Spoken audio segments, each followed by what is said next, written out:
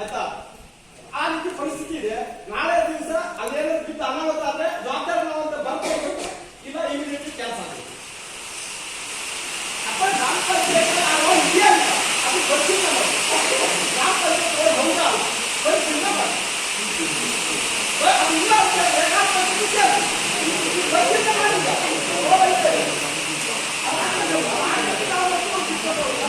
ಗೊತ್ತಿಲ್ಲ ಮಾಡಿಲ್ಲ. ಅನಾಹುತ ಆದ್ರೆ ಅನಾಹುತ ಆದ್ರೆ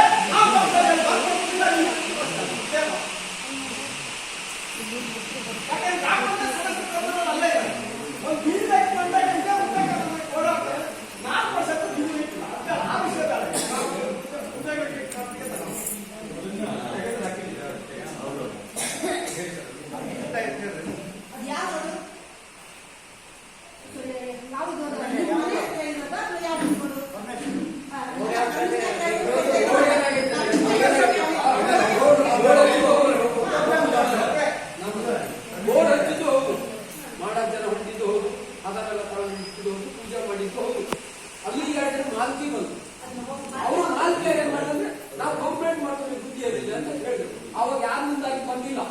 ಚಂದ್ರಕರ್ಕರ್ ಅನಿವಾರ್ಯ ಕೊಟ್ಟಿರ್ಬೇಕು. ಇದು ಚಂದ್ರಕಾಂತ ತಪ್ಪಲ್ಲ, ಅದೇ ಮಾಲ್ಕರ್ ತಪ್ಪು. ನಡುವು ಮಾಲ್ಕರ್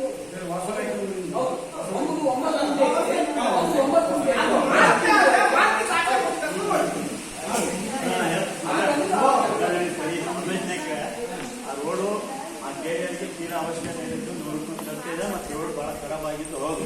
ಆದ್ರೆ ನಾನು ಎನ್ಆರ್ಐದಲ್ಲಿ 5 ವರ್ಷ ತನಕ 4 ಮಾಡಿ 5ನೇ ವರ್ಷ ಅದನ್ನ ಮಾಡೋದಕ್ಕೆ ನಾವು ಒಂದು ಬೋರ್ಡ್ ಹಾಕಿದ್ವಿ. ಬೋರ್ಡ್ ಹಾಕಿದ ಕೂಡ ಆ ಮಾಲ್ಕಿ ಜಾಗ ಬಂದು ನಮ್ಗೆ ಅಬ್ಜೆಕ್ಷನ್ ಮಾಡಿದ್ರು. ಇಲ್ಲಿ ಹಾಕಿದ್ರೆ ನಮ್ಗೆ ತಕರಾರು ಇದೆ ಅಂತ ನಾವು ಅದೇ ರೋಡನ್ನು ಮುಂದುವರಿಸಿ ಬೇರೆ ಕಡೆ ಹಾಕಿದ್ರೆ ಅದನ್ನೇ ಮುಂದಿನ ಭಾಗದಲ್ಲಿ ಮಾಡಿದ್ದಾರೆ. ಬಟ್ ಆ ಜಾಗದ ಮಾಡಲಿಲ್ಲ. ಅದು ತೀರಾ ಅವಶ್ಯಕತೆ ಇರೋದು ಹೌದು. ಅವ್ರು ಹೇಳಿದ್ರೆ ರೋಡಿನ ತೀರಾ ಅವಶ್ಯಕತೆ ನಮಗೆ ಅಬ್ಜೆಕ್ಷನ್ ಮಾಡ್ತಾರೆ. ಆದ್ರೂ ನಾನು ಅವ್ರನ್ನ ಸುಮ್ಮನೆ ಬಿಡ್ಲಿಲ್ಲ. ಮಾಲ್ಕಿ ಜಾಗದಲ್ಲಿ ಹೇಳಿದೀನಿ, ನಿಮ್ದೇ ಜಾಗ ಹೌದಾ ಅಲ್ಲ ಅಂತ ನೀವು ಕನ್ಫರ್ಮ್ ಮಾಡ್ಕೊಡ್ಬೇಕು.